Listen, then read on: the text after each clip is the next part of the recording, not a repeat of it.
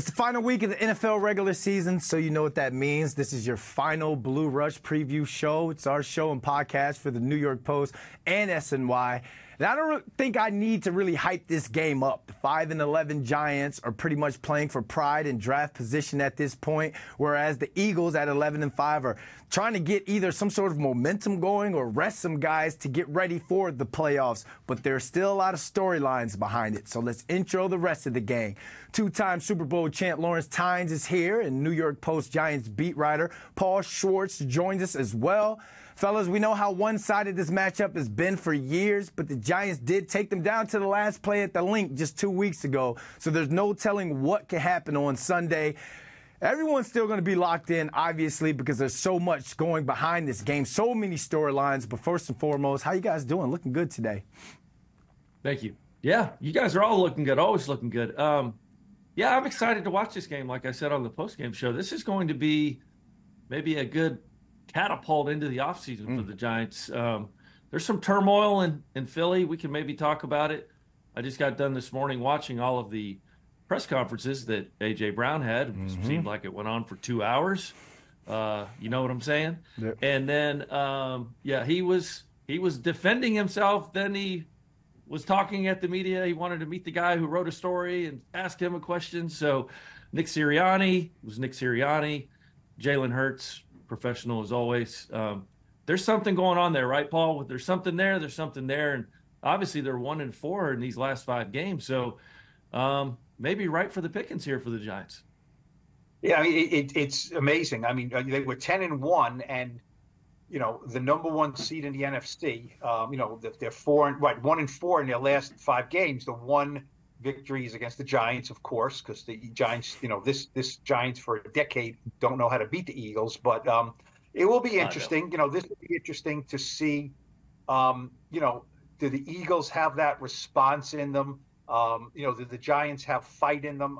The Giants will have fight. I think they played very hard against the Rams, but you guys know that last game, it's going to be weather, right? There could be a little snow, could be a little rain, it'll be gray.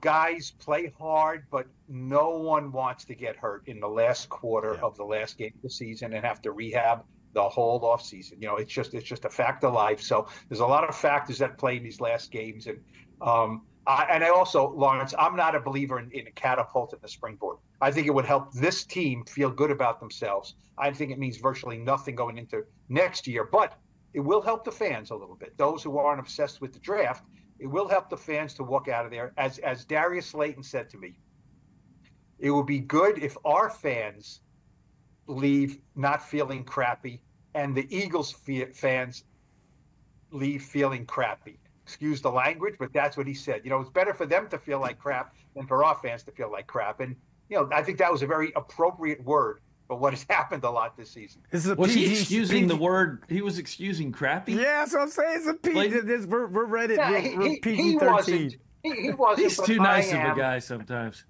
No, he wasn't. He wasn't. I was on the. If he would have said shitty, then maybe you excuse the language. Yeah. Come on, Slayton. It just shows. I still haven't entirely transitioned from newspaper print to, tweeting to podcasts about what can be said and what can't be said. Put it this way: if a player uses the F-bomb in a quote to me, I would never tweet that. I would use dashes, but a lot of people do. And a lot of people say, you're crazy. He said it. What do you care? It's Twitter. I don't know. I'm old school, but, I'm also a little bit older. So.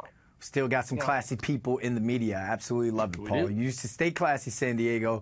Paul, you were in the locker room. Obviously, lots have come out of the locker room. A lot of storylines coming out of that. Obviously, Saquon Barkley spoke. Sterling Shepard spoke. Both guys who could potentially be playing their last game in a Giants jersey on Sunday. Before you go into that and talk about the vibe of the locker room, what you've seen this week, is this a team that looks like they're ready to go to Cancun, or is this a team that looks like they're dialed in and they're ready to play spoiler for the Eagles? Well, I think I said last week, you can feel the difference. Once it's mathematical elimination, you can feel the difference in the locker room. There's fewer players in there. the ones that are in there are not 100% engaged in breaking down the game with you. I mean, they will, but you can just tell there's a difference. I mean, Lawrence, you've been lucky. You haven't been in a lot of locker rooms where, you were out of it with nothing to play for. But this is a difference. I think they're fairly healthy. I'm not sure about Deonte Banks this week. He didn't practice on Wednesday. That was just a walkthrough. I think he'll be a 50-50, probably down to the last minute situation, which is important because, he's one of their better players. You'd like to see him play their last game, in his rookie year. Other than that, it's, the vibe is definitely, a lot of guys know it's their last game for the Giants. They have a long laundry list of free agents. So a lot of them know they won't be back. A lot of them know. That's just the way it is. It was interesting that on Wednesday, that's traditionally, you guys know, that's traditionally quarterback day, right? Starting quarterback day.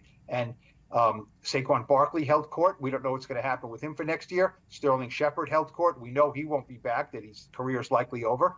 Other players spoke, but Tyrod, I think, was ready to talk, and no one really, hovered around his locker. He'll probably talk on Thursday. So that's the way, a season ends, where the starting quarterback is not, mobbed from the media to talk because it's just not that important anymore. The biggest thing coming out, obviously, Saquon Barkley. You were there with the scrum. Kind of break down. We've heard what he said, but can you kind of break down what was his demeanor like when he talked about his future with the Giants, when he talked about this possibly being his last game? Because he's media savvy. That guy knows what to say. He's really good at that. But in terms of demeanor, when he said these words, what did you feel, or what did you think he was feeling emotionally when he was talking about what could possibly be his last game at MetLife Stadium as a New York Giant? Well, did you guys notice? I'm not going to read too much into it, but I will mention it. The black hoodie was back, right? Wearing. He was wearing his black hoodie, which he wore often during his darkest times, with the Giants, with the injuries and things.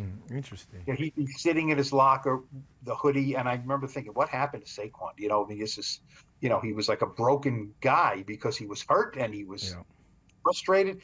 He was not that yesterday. He was, much more introspective about it. But you read the quotes, right? I mean, he brought up, does a fresh start cross my mind?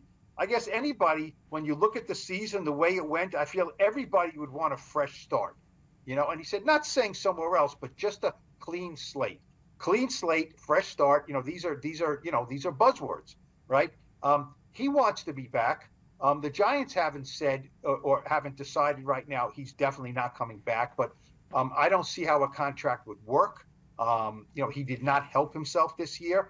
I'll be interested to see what two former players, think about this. I think it's a lot to discuss here. Saquon was talking about, when I came here, he talked about, sometimes teams get in, bad ways, bad patches, and it was before me. He mentioned it was before me, and you want to be one of the players to be here when we come out of it. We haven't, I haven't been able to do it, and I'd like to be here, but I don't know if I will. I don't know if he will either. Tynes, I'd love to get your thoughts, man, not only as a former player, but also from the media side of it as well, because I remember kind of going back when Saquon got injured earlier this year, we were talking about how you guys, before, I came on Blue Rush, there were a lot of games where you were like, you can't speak on Saquon because he wasn't available. He was hurt. So from the media side of it and the former player side of it, what did you take from Saquon's remarks? There's a lot to unpack there, but I think, listen, the reality is he's 24-48-1 as a player for the Giants. He's losing 2 games for every game he wins. I mean, that's just kind of what you're going to remember about Saquon's tenure, 6 years as a Giant, if he's no longer a Giant, is supreme talent, but weren't able to put a team around him to, consistently win football games. Classy guy, obviously stand-up guy. He's still young, but, we've all seen what the running back market is. We just saw a second-year player carve up the Giants last weekend for the Rams for cheap. And that's kind of what they'll probably start to think with Derek Gray or someone else they maybe like in the draft or free agency. But the dollars are just not going to be there from this organization. There's too many other needs on the offensive line in particular to go spend money on Saquon, which saddens me a little bit because I really appreciate how he's handled things, and I would really like to see this team turn it around with him as part of the solution. But I don't get the feeling that's going to be the case. I really don't. I don't think the Giants are going to, open up the checkbook, so to speak. What do you make? Almost 11 million, 10 something this year. They're not going anywhere near that number next year, and I'm sure it would take at least that in a multi-year deal with some signing bonus to keep him here. But I'll remember him as a pro. I mean, this guy is supremely talented, has been hit by the injury bug a little bit, but always handled himself with unbelievable class. Like, he's been through a lot. I mean, this guy has been through a lot of coaches, a lot of bad offensive line play, and so you just wish the best for him. But, it'll be a little bit sad this weekend watching him play, and obviously Sterling Shepard. So, but yeah, he deserves the best. So hopefully he can go somewhere, maybe, on a decent deal and have some success in the playoffs. Yeah, I remember Saquon, the first time that he showed up at MetLife Stadium. It was the day after he was drafted in that first round. We did the draft party at MetLife. He pulls up in a golf cart with security, dapped him up and all. Me and Madeline Burt kind of did the interview with him, with the fans, and instantly fans gravitated towards him like you see him do during pregame, go sign autographs, kiss the baby, that sort of thing. And you just realize how good of a guy, he's been for this team and all. But on the other side of it, and I'm removing the Giants affiliation that I have from that, I want to see him go win. I want to see him. You talked about his win-loss record. Here's a guy that I still think has juice in the tank, and I think that he'd be great on a Baltimore Ravens or one of the Kansas City Chiefs, a team that already has it in place that could use a veteran presence, a veteran running back that could come in and kind of go along with what they already have, the system that's already in place for that. I'm surprised that they didn't trade him at the trade deadline to try and get something for him. Paul, can you kind of explain if the Giants still have his rights? Like, because he can't just walk in that sense, right? So the Giant, because of that, he has to be tagged or signed to trade and all that. Can you break that down for us? But if this is a guy I would like to see go and have some sort of real success, unless that Joe Shane and Brian Dable convince him that, hey, if we tag you again next year, we can guarantee you that we're going to put around the offensive line behind you. We're going to have more playmakers around you in the offense, and I'm going to have a real RB2 to spell you so at the end of the year you're not getting all these carries and this wear and tear on your body. But Paul, can you kind of break who has the leverage in this sense when it comes to Saquon Barkley if he did want to leave the New York Giants? Well, he's a free agent. He will be a free agent for the first time in his career. He broke it down pretty well, Saquon. He said, if you're a first-round pick, right, they sign you for 4 years. They can put the fifth-year option on you. Then they can tag you in your sixth year. Then they can tag you in your seventh year. So if you're a first-round pick, you can't go anywhere for 7 years if that's what the team wants to do. That's just reality. That's not the Giants. That's just reality. He'll be a free agent. He really requested. The only thing he really requested was transparency. Look, at my exit meeting, I want to go up there. I want to talk to Joe, and I want Joe Shane, the GM, and I want to say, what's the deal here? Do you want me? Do you not want me? Not that they're going to negotiate a deal on the spot, but we'll be in contact with your representative. Or you know what, Saquon, maybe it's time you start looking at it where we'll see. You know what I mean? Is he going to get a lot on the open market? You mentioned other teams, good teams, right, that have everything in place. Those teams that have everything in place probably don't have great cap situations because they have a quarterback they're paying a lot of money. They have a defensive end they're paying a lot of money. So, sure, bringing in a Saquon Barkley would be great, but at what price? That's the key. The Giants aren't throwing Saquon out the door. They're saying, we don't know if we're going to value you money-wise. The tag next year, they could simply tag him. It will be like $12.1 million for next year. He doesn't want that because he wants, more money, more guaranteed money. I don't think the Giants want to do that because they don't want to take $12 million off their cap next year on a running back who turns 27 on early February. You know what, guys? I could unquestionably do a devil's advocate counterpoint for they have to keep him, and here's why. Listing a crappy offensive line, listing, instability at quarterback, all the times he's been hit in the backfield. And I could give you a counterpoint that it's time to move on. He'll be 27. He's struggling to get 1,000 yards. So look, that's the business. It's a rough business, but I think Saquon will do fine. And have you guys seen the list of potential free agent running backs next year? No. Who's your top 3 to 5? Okay. You think DeAndre Swift will get some money on the open market? Okay. He's on his rookie deal with the Lions. Okay. Derrick Henry will be a free agent. A lot of mileage. He'll be in a league somewhere, right? Dalvin Cook, a complete bust with the Jets. He'll be a free agent. Tony Pollard. Don't forget there were guys on the franchise tag. Tony Pollard, Josh Jacobs, all available. Austin Eckler. Saquon in that mix is a really good player, but Jonathan Taylor set kind of a new standard, don't we think, right? He got a good deal, 3 years, $42 million, an average of 14 a year, but the guarantee was $26.5 million. That's what the guarantee is. So, Saquon was offered a guarantee of about $23 million last year. Okay. Has Saquon ever had a season as good as Jonathan Taylor had 2 years ago? Ever? I don't think so. 1,800 rushing yards, 18 touchdowns. Has Saquon ever had a season as good as that? No, but he had 90 something catches his rookie year. So you add that to what he rushed for. Yes. Okay. So let me ask you, as former players, right, going into your 7th year, you think you have a good case if you go to the team and say, "But look what I did my rookie year," right? Look what I did because my contracts rookie are year. paying you for future performance. That's what a contract is. Yeah. It's paying you for future performance. You have to say, do the Giants see potential here, right? And all we've seen is obviously some injury history and, a little bit of lack of production. And, you mentioned Swift as a running back.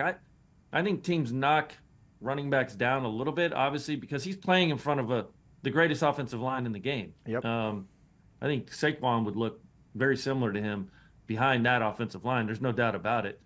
Josh Jacobs intrigues me a little bit. I just like his running style. I really do like him. I think he would be a little bit of an upgrade over Saquon if they were to go that route. But, he's 84 yards away from 1,000 yards this year, right? Hopefully he gets that Sunday. Yeah. I think that would be a nice feather in his cap to finish 4 of the 6 seasons here with over 1,000 yards. So we'll see. He's been a hot button topic for a while here, especially with the money. But the money's not going to be there. That's the reality of it. The Giants are not going to go to $12 million. They're not going to. I don't even think they'd go to $8 million, maybe. Yep. For him. If Tynes, he wants to stay, he's going to have to take a supreme discount and say, "This is my Giant for life opportunity. I've got all these deals in town, right? Off the field money, things like that. I love New York. My family's from around here."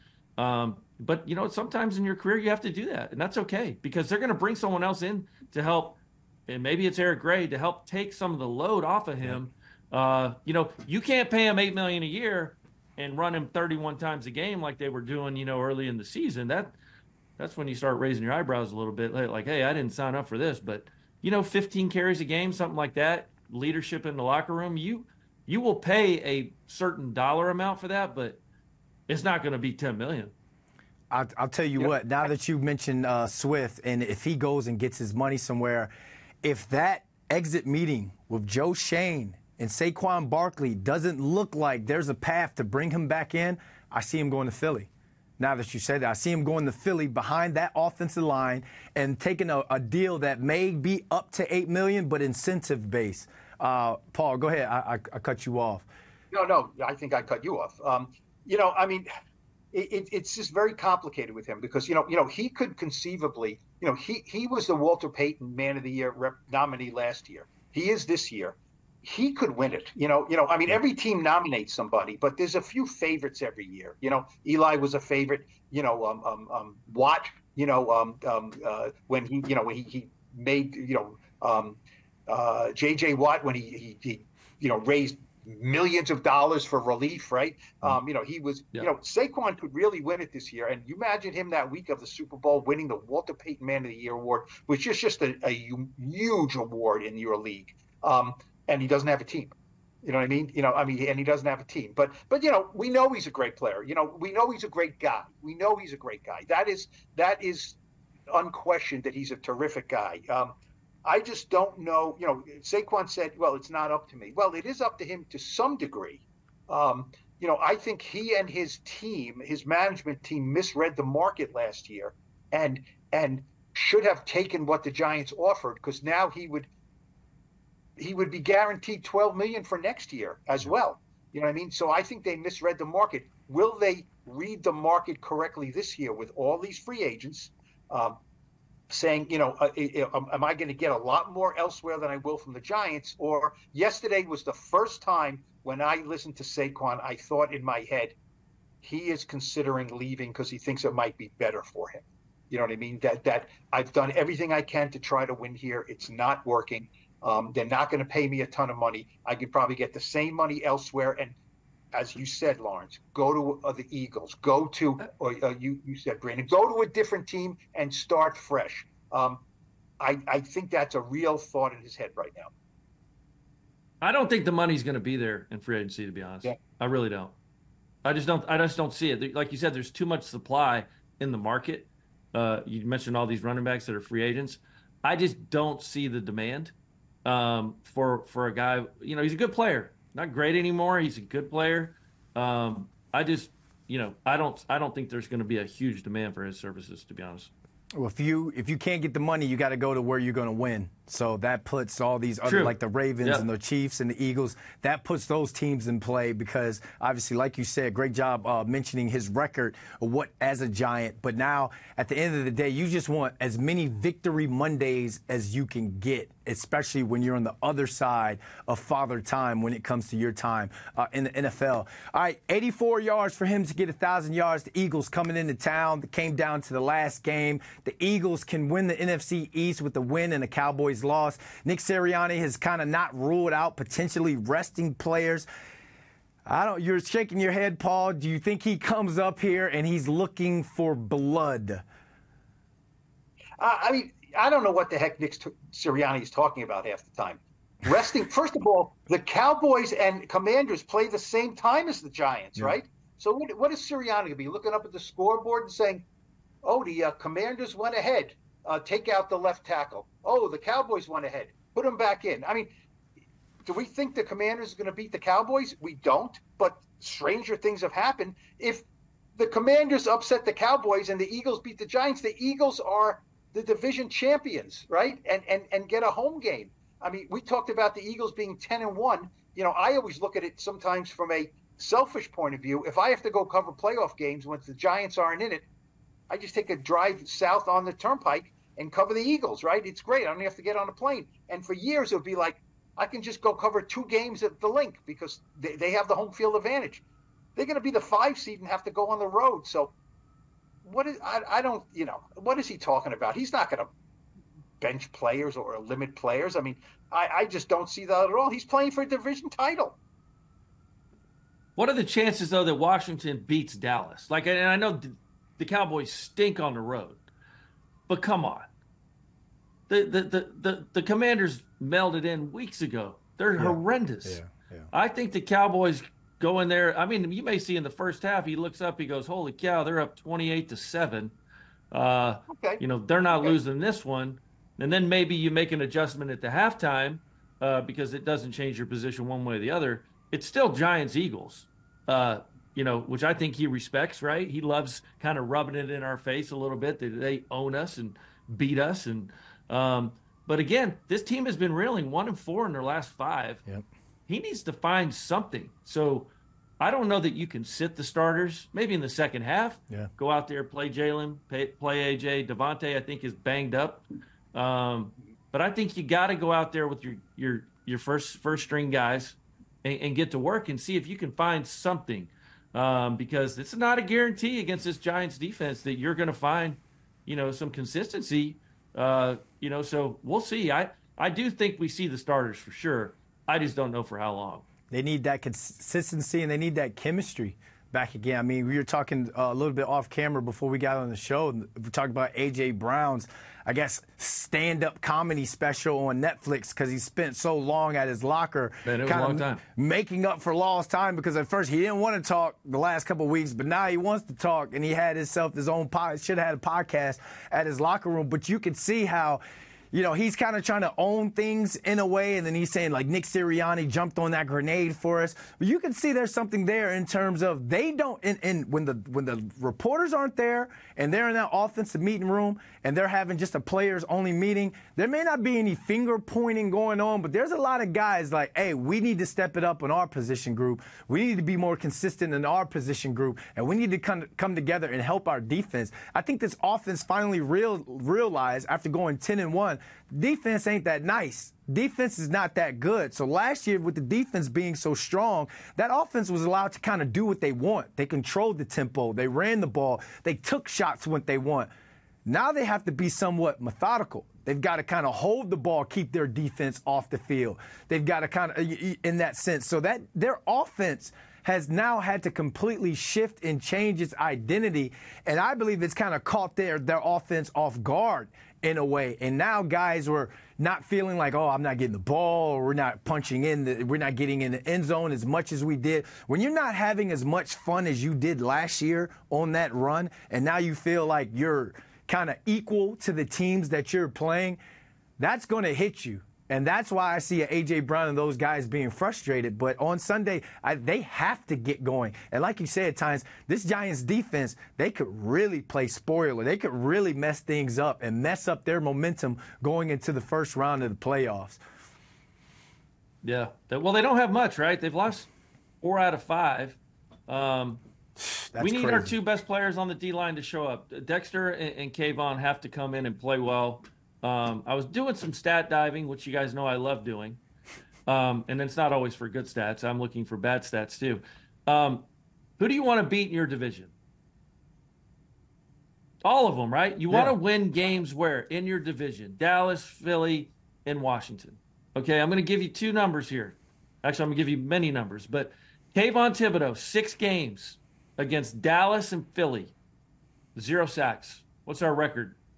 0-6. Dexter Lawrence. Okay, here's another one. This is what I'm talking about.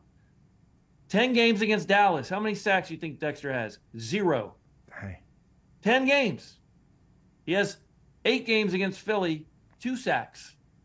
Oh, by the way, the last time he had a sack against Philly, we won that game. It was in 2020. So, but then you flip it around. How many sacks does Kayvon have against Washington? 5.5. He's 3-0-1. Same with Dexter. 4.5 sacks, 7-2-1 in 10 games. Dexter and Kayvon do nothing against these 2 teams. The 2 teams that have been beating your face in, and I'm not saying a sack is going to lead to a win. Yep. But it's pretty measurable here in stats that when you get one, there's a better chance you are going to win. Those 2 guys need to have, someone needs to get home against this offensive line. If you're an all-pro like we all think you are, Dexter, you got to get home. Kayvon, you've got to get home. Once or twice. I don't think we've had any sacks in the last 4 or 5 games we've actually played Philly. At least not from those 2 guys.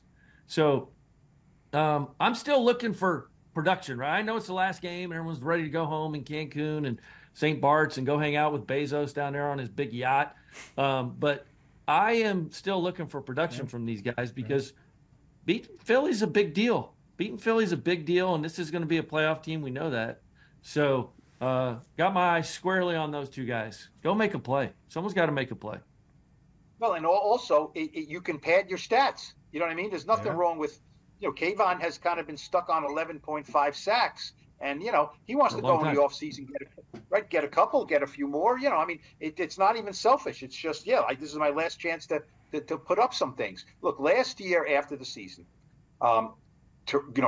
really good regular season victory in the playoffs in Minneapolis. They get annihilated in Philly. Joe Shane said, we have to close the gap in our division. It starts in our division. We have to close the gap, right? They are the Shane Daboll regime is 0-8 against the Eagles and the Cowboys.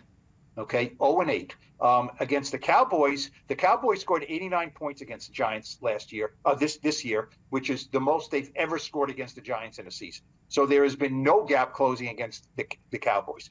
The Eagles and Giants have played some close games, but I don't consider that gap closing. Gap closing is beating them. So they have failed in that regard. I mentioned that to Brian Daboll the other day and he said, well, we were 1-4-1 last year in the division, and we have a chance to be 3-3 this year.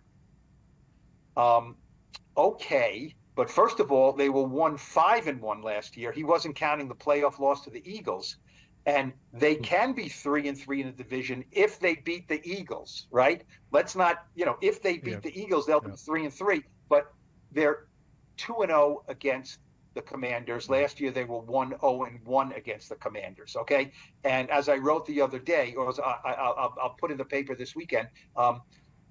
Since when is beating the Commanders the litmus test and the bar for anything? Right? Oh, we can beat the Commanders. Okay, good. That's like Lawrence saying, I hit a 25-yard field goal. Okay, it's not easy to do, but you're supposed to do it, right? There you go, right? I know better than let me to say flex on him. I know better than to say chip shot around Lawrence. We've had arguments about chip shot. Yeah, that's before. the stupidest word ever. And Jim Nance loves chip it, shot. by the way. Him and Buck and Aikman. And that's right. And people have written and said, and then after the drive stalled at the 6-yard line, on an Eli Manning overthrow, Lawrence Tynes came in to hit a chip shot 29-yard field goal. You don't like that, do you? You don't like that chip shot. I've written before. No. There's too many moving parts for it to be a chip shot. If I was out there with my little holder pregame, nobody's rushing, I don't have to worry about snap or hold, that's a chip shot. In the game, Lawrence, we've seen the Giants not make a field goal routine this year, right? There's been a lot of problems. I'm getting off topic here, but a lot of times in your career, the team was settling when you came. It's always been, and the Giants had to settle for a Lawrence Tynes field goal, and you're like, settle. This is what I do, right? Yeah. Right? How many times? Oh, the Giants screwed up in the red zone again. They had to settle for a field goal. Sorry, Lawrence. We're like first responders. Certainly not putting myself in what they do. That they're very brave, but we come in. When they fail, kickers and punters come in when the offense fails. So you can rarely get a low 5 or whatever from the guys as you're coming onto the field, from the guys that are coming off. I think I tried that early in my career. Let me give these guys a little low 5. They're like, get the hell out of the way, kicker. So I started coming in from a different angle. I don't even want to see those guys because then they're going to give me some bad juice, bad energy, right? They're mad. Eli's kind of doggoning it. And then, and it's why Tom Quinn used to say all the time, he didn't really like quarterbacks ever as a holder. And he had a great reason because they just failed to play before. You don't want that guy going back there holding, right? Is he really focused in on the play? So I always thought that was really smart of Tom Quinn. He told me that, so random information for all of you out there. Wow, that's what makes Blue Rush great. And obviously this Sunday, we don't want this game to come down to the kicker, obviously for the Giants or the leg. I wouldn't mind it. Just keep it inside of the damn stadium zip code, not 54 yards. For East Rutherford, not Rutherford. Like, keep it in East Rutherford. Yeah, we got to keep it inside. Yeah, we got to be. I talked to Mason Crosby the other day. Okay, delightful. I was going to say young. Did you tell him that Lawrence Tynes looks way younger than you do? Did you tell him that? He has a scruffy growth. He's got a lot of gray up there. But you know what? I asked him. Well, he's been gray his whole career, so that's not a problem. I said, let me ask you, Mason, if this is a stupid question, okay? But you've had like almost 400 field goals with the Packers. Did it feel different kicking a field goal in a different uniform? And he said, no, it's not a stupid question because we went out in warm-ups and we were wearing red tights. We were wearing red tights that day, right? Last week. In Philly. So he's wearing in Philly, right? He's wearing red tights. So for his first, field goal. And he said, I looked down and I'm like, whoa, that's a bright color. He said he's never worn red in his life, in his career, high school, college. He said he's never worn red. So he looked down and he said, whoa, those are really red tights, And then he said, I felt good. Then I hit a 52-yarder. I felt good about that. But it was just funny. He said, beforehand, when you look down, he said the uniform just looked different and felt different. So once you go out there, you got to concentrate on the operation and everything like that. It's I mean, it'd be nice to see him kick a quote unquote chip shot field goal to win the game and not a 54-yarder in bad conditions. Yeah. All right, let's get into these over-unders and these predictions. I took these numbers from the last game 2 weeks ago. We'll start with the over-under for Giants passing yards. 186 yards is what they threw for Paul over-under this week. I'm going to say under. I think the Eagles. Oh, it's not that. You didn't say 150. I'm going to say under. I know Tyrod has a good ability to get the ball down the field. I just think Philly's going to be really, really interested in pressuring the quarterback and things like that. These last games are kind of funky. I'm going to go under. Tynes. I'm going to go way over. Yeah. Tommy Cutlets is not going to play in the first half. Last time I checked, 55 yards passing. He averaged like 1.2 yards per target.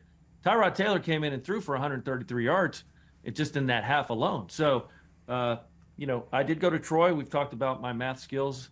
So that times 2 is 266. Sprinkle in a couple of touchdowns. Voila. We're way over that number. Yeah, I'm going to go over. I'm going to go over on this one as well. We've talked about get right games, get back games. If you're a receiver on this Giants team, this is a get yours game. If I get 1 to 2 catches, I'm trying to take it for 100. You got to get yak, whatever it is you have to do. Tyrod throws you a deep ball, you get that 50-50 ball, you got to come down with it, and that will add up. And to beat the Eagles this game, you got to throw for over 225, I feel like. So I'll go over on this one. Giants rushing yards. They ran for 106 last game. Tynes, over, under. I'm going to go under here. I think we're going to spread it out more with Tyrod and get some of these young guys the ball. I expect Sterling Shepard to maybe get a little bit of an extended amount of playing time so we can get him a catch, get him a standing ovation, which he deserves. So I'm going to go under on the rushing. Paul. I'm going to go over because I think Tyrod will run for some yards. He's a better runner than DeVito. So, Tyrod gets 20, 30 yards. That decreases what Saquon has to get. 106 is not a high bar to cross. So I'm going to say over. Really quick, does Saquon get his 84 to get to his 1,000 times? Yeah, I hope so. Yes, I'll say yes. Paul. Yes, yeah. Let's. There's all good tidings in the new year, right? Yeah, let's give him some yards. Yeah. All right, let's get him in his 1,000. Eagles passing yards. They threw for 295. Paul, over, under. I'm going to go under here. Devonta Smith, I don't think he's going to play. He's got a mid-ankle sprain. That's a big help to the Giants. As we see, A.J. Brown, who's coming off, is finishing up an incredible season and had a lot to say about it. I think he'll be very motivated. But going against one is better than going against 2. I think, and plus, I mean, they may, as Lawrence said, if the Commanders are losing badly and the Eagles, have a decent lead, he may start taking some guys out because he knows he has to play the next week. And you don't need Jalen Hurts turning an ankle in the fourth quarter of a game. So I would say under 295 passing. Tynes. Yep, not up in here. Not going to happen in MetLife. It's not happening. No way. I think they get after them. Like you said, there's going to be some players not play in the second half. I really believe that. I think they'll start taking guys out, putting guys in. So way under for me. I think the Giants have their best game in the secondary. Yeah, I'll go under as well. I really like what the Eagles do with their RPOs, especially against the blitz last time that they played. But, again, I think depending on how the game flows and how that Cowboys-Commanders game goes, I think they just run the ball and try to get up out of there. Plus, it's supposed to be, I guess, flurries of snow and slush and all that. So I think they're just going to want to run the ball, get up out of there. Eagles rushing. They ran for $170 2 weeks ago. Over, under, Tynes. Yeah, I'm going to say under. I just think this is that Week 18 game that they don't really need, and no one's really playing with that kind of energy and passion. They're always weird games, like Paul said a bunch of times today. I think they're under that. So, no. Paul. I'm going to go over. It's a high number because, first of all, Lawrence, be careful talking about how MetLife. I mean, there's going to be 20,000 Eagle fans there. There's going to be a lot of Eagles. Eagles score a touchdown, you're going to be hearing "Fly, Eagles, fly." You're going to be hearing. Well, I understand that, but you're going to hear it because there's going to be a lot of Eagles fans there. I just think, another thing about these Week 18 games, the tackling. The tackling is always something to watch. You know what I mean? I'm not saying guys are dogging it, but the tackling is always something to watch. And I think because of that, there's going to be some. How do you get out of that? That should have been a 6-yard gain. Now it's a 30-yard gain. So I think they can get over 170 because of that. Tackling in these last games sometimes is. Some guys want to do it, and some guys are, I don't feel like separating my shoulder on this play. That's a great point. Can't go to Cancun with a sling on your arm. I'm going to go under on this one, but just by yes, you can. Yes, you can. You're going to get a farmer's tan with the sling, but hey, you can just have it in the sling. I'm going to go under on this one, but I think they still you get only have to 150. drink with one hand, Brandon, right? True. You can drink with one hand. Very right? much so. Yeah. Very much so. You don't have to drink with two hands. What are you drinking a cold keg by yourself with two hands? Depends on what kind of night it is. If you want to drink with two, go ahead. But most of the time, one gets the job done. All right. I would go under on that one. Tynes, you already went. Okay, total points. 41.5. Paul, you go, I'll go, and then Tynes, you Paul, you go, and then throw in your prediction, I'll go, and then Tynes, you kick us home. 41.5 is the total points where the line is right now. Paul. I'm going to say over. It's not a high number, and like I said, loose tackling, a couple of plays here and there, or maybe a turnover. So I'm going to say over. I don't think the Giants win. I don't think I just think the Eagles have to establish something and look good for the playoffs. And is this my last comment, or are we coming back to me afterwards? Is this it? Just go ahead and wrap us up because we'll let Tynes kick us home. I will just say Sterling Shepard, it'll be his last game for the Giants. Certainly, probably his last game of his career. He mentioned that. Sterling did mention I'm 2 catches away from 5th on the all-time list. He's at 369. Jeremy Shockey's at 371. I think they'll try to throw him. They tried to throw it to him last week. He dropped it. He was ticked off about that. So it'd be nice to Sterling to get his 2 catches, finish in a tie with Shockey. Do something, get an ovation. And I'll bring you guys a little – I know I'm going long here, but I'll give you guys a little tear to your eye kind of thing. I asked him about would it be important for you to get another catch or another touchdown. He said, I just want to run through that tunnel one last time. It's the best thing in the world. And he said he was sitting in his locker and – everyone could leave. Everyone was packing up and leaving on Wednesday, had their coats on. They're done for the day. And Sterling said, I don't want to go. I'm just going to stay here. I'm going to try to play another ping pong game if somebody wants. If someone wants to watch some tape, I'll go watch tape. He says, I don't want to go anywhere, but take this all in for the last few days. So, right, that brings you back, right? You can't, it's look, it's not the end of the world, but you guys had to face it. He didn't want to leave that locker room. He just wanted to stay in that stool and just stay there because he knows, come Monday, he won't have a locker anymore. 41.5. I'm going to go under the weather conditions. I think, it's ground and pound type game. For the Giants players, what I would say prediction-wise or what I would say if I'm Brian Dable, you got to go out and get yours. Stay together as a team, but go out and get yours. Paul, you mentioned how many free agents are on this team. Let's say a Xavier McKinney interception or 2 interception game, that now drives your dollars up. Like you said, it's pad stats. I love how you talked about Dexter Lawrence and Kayvon Thibodeau, how they haven't had sacks against the Eagles. That it's just time for some guys to show that the Eagles, we're not, I don't want to necessarily say little brother anymore, but if you're a core guy that's going to be back, you got to let the Eagles know for next year that I'm here, I'm still going to be here, and you're going to have to face me. So in terms of Sterling Shepard, always been, in my first year with Giants TV, he was a rookie. Every time I needed any sort of interview or something, Young Shep was what he called himself. He'd sing, he'd dance, all that stuff. He was a great guy, always a great guy. And when I told him that I was having the birth of my first child, dapped me up, gave me a hug, and told me to get some sleep. So I always appreciate that. I always appreciate everything that he's done, not only for just me and stuff, but for the organization as well. Tynes, total points, 41.5, and then kick us home. 41.5. Hell no. This game's going to be like 16-5, something ridiculously ugly and nasty. Bad weather, no score. I want to use my time here at the very end to thank people and people on this show. Emma Kate Austin, our producer, thank you. Jeff Stansbury, our producer, thank you. And Paul Schwartz, people overlooked you, Paul, but the miles traveled, the hours you put in, the pen to paper, we appreciate you. I really do. I don't think people really understand what the hell you do, but it's not easy staying in hotels and getting up at 6 a.m. and flying back to catch meetings. So thank you. Brandon, you keep kicking ass at this job. You're getting better and better and better. Second best looking guy on the show. That's okay. But you're doing a great job. But Jake Brown, Andrew Hartz, Mason Verdicchio, we call him the intern. Seriously, I know I'm having fun here, but thank you guys for doing this. Without you guys, we don't have a show. So I want to spend time talking about the people that matter this week. It's not the players. Hell, they suck. It's about us and our show and what we've done and what we've built here.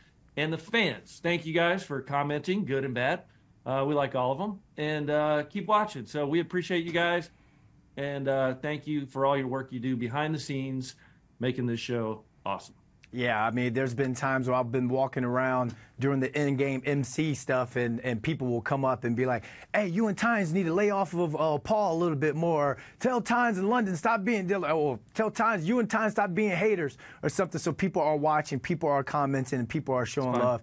And we obviously thank you guys for this entire year. Make sure you guys check out the Blue Rush post-game podcast, which is going to air on Monday. We'll break down the game, and we're going to look ahead to the offseason as well. We may even talk a little bit of playoff action as well. Playoffs, huge thanks to the folks behind the scenes, like Paul said. I mean, like Tynes said, and thank you guys for your hard work. For Paul Schwartz, Lawrence Tynes, Brendan London, and the entire Blue Rush production crew. Happy New Year! Thanks for watching, and we're going to see you guys again on Monday.